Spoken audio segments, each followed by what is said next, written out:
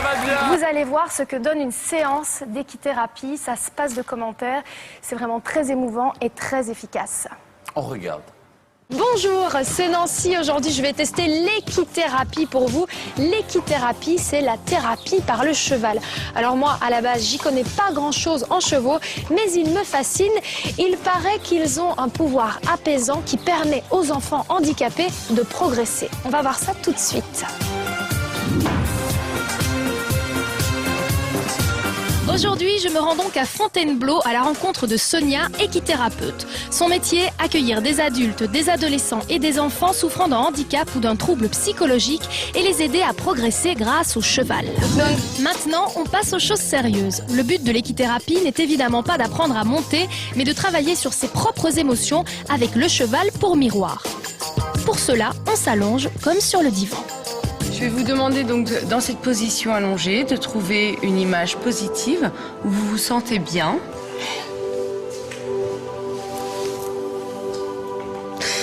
Est-ce que vous allez bien, Nancy? Ouais, ça va. Mais ça génère des émotions qui sont... Et là, tout à coup, j'ai complètement craqué. Asseyez-vous, asseyez-vous. Peut-être. Ben, tant que ça. Non, mais le bonheur, ça me fait pleurer. C'est un truc bizarre, mais c'est comme ça. Et je sais pas pourquoi ça arrive avec des émotions comme ça. Ouais, c'est le cheval. C'est le cheval. J'avais l'impression d'être bien au chaud dans mon lit. Je sais pas, j'avais l'impression d'être une enfant de 6 ans. Je sais pas pourquoi, mais voilà. Ouais. C'est la sensation que ça me donnait. C'est vrai que la relaxation comme ça sur le cheval, ça permet un retour psychique maternel, donc référence à la mère, au portage, puisque ben là, le cheval vous porte, marche, vous berce. Donc c'est une référence à la mère. D'accord. Voilà.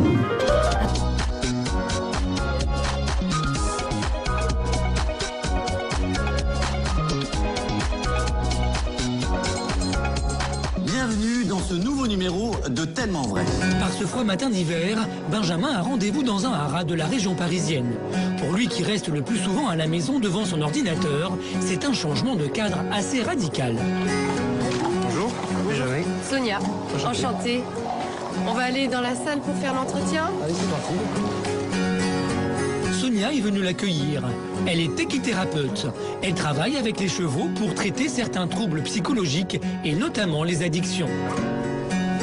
Mon problème, déjà, il a commencé déjà à l'âge de 16 ans, à peu près, 16 ans et demi. Jusqu'à aujourd'hui, j'y joue toujours. D'accord. Sonia passe ensuite en revue l'histoire familiale de Benjamin. Enfant de parents divorcés, il a eu du mal à trouver sa place dans les nouvelles familles recomposées par ses parents et manque énormément de confiance en lui. Et devant une petite question toute simple, Benjamin perd tous ses moyens. Comment vous gérez vos émotions? Mes émotions, c'est-à-dire... Qu'est-ce que pour vous une émotion? Avez-vous des émotions? Plus ou moins, oui. Lesquelles? Je sais pas trop. Question piège. Tu as un panier ici, Oui. avec différents objets. D'accord. Et dans ce panier, Benjamin doit choisir des objets qui pourraient représenter son monde. À part un ballon et une mystérieuse pochette. Effectivement, pochette CD, ça représente mon quotidien, mon ordinateur, tout ce qui est jeu, etc. Et c'est là que les choses se corsent. Ouais. Je vais te demander de construire ton monde avec les objets et avec ce que tu trouves dans le manège. Construire mon monde. Se lâcher quand on se sent ridicule, c'est effectivement compliqué et il faut encore plusieurs minutes pour que Benjamin accepte de délimiter son univers.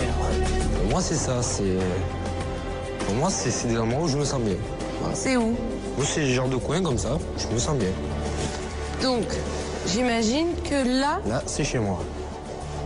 Je me sens bien dans tous ces genres de petits... Dans ce genre de coin comme ça, je me sens bien. Instinctivement, Benjamin s'est mis tout seul au piquet. Et même s'il en sourit, cela fait remonter de très mauvais souvenirs. Ça, c'est toujours été le lieu où... J'ai toujours été mis à l'écart, donc ça fait, je sais pas... C'est quelque chose que tu as pu vivre étant petit? Ouais. Qu'est-ce que ça peut représenter aussi le fait de se mettre dans un petit coin comme ça? S'exclure Oui. S'exclure de tout. S'exclure. Voilà. Ok. De quelle manière tu t'exclus? Ça y est, j'ai compris. Oui, je m'exclus dans mon jeu. D'accord. C'est mon coin, moi, le jeu. Ouais. Ça fait quelque chose, en fait. C'est assez... c'est assez douloureux. Mais pleure si tu as besoin de pleurer. Si ce pas besoin de point... pleurer. Si. Non. Non? Personnellement, non. Tu veux Personnellement, non, respirer, mais non. parce que c'est angoissant? C'est dur. C'est dur? C'est Ouais, dur, ouais. c'est dur. Hein? Je voudrais respirer un peu. Ouais, vas-y. It's mighty quiet here now that you're gone, and I've been leaving myself for too long, 'cause I don't like sleeping or watching TV on my own. So please come on home, yeah. Toujours mal à l'aise avec ses émotions, Benjamin s'isole quelques minutes. Mais après cette pause, un nouveau défi s'annonce. Le cheval Ouais, va représenter ton addiction, ouais, le jeu, d'accord. d'accord? Il va falloir que tu l'empêches de rentrer dans ton monde. Parce D'accord. que tu n'en veux plus maintenant. Ok. D'accord? Et le hic, c'est que le repas d'Ingambe est dans ce seau. Il n'a pas le droit de rentrer dans ton monde.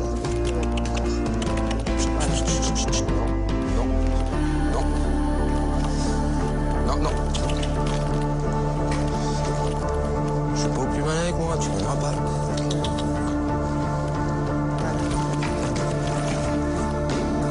Wow.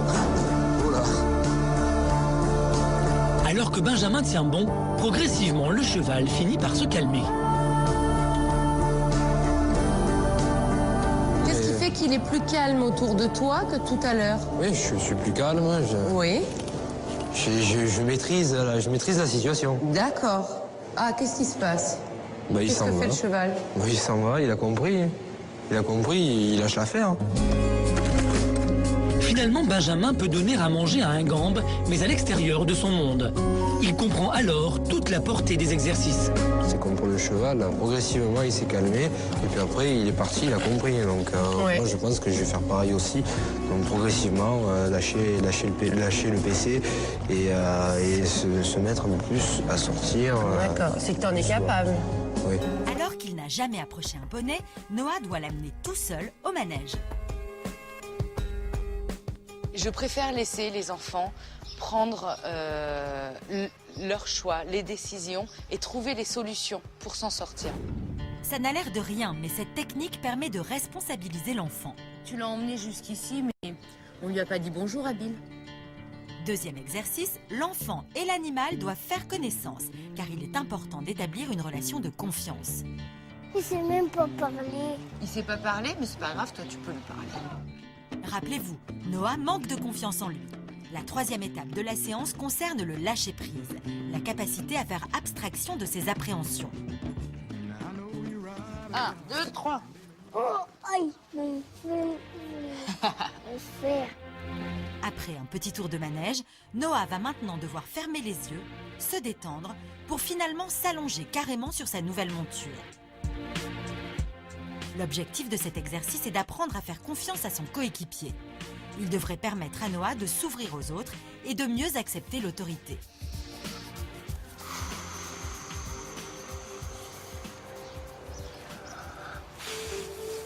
Très bien, Noah, bravo.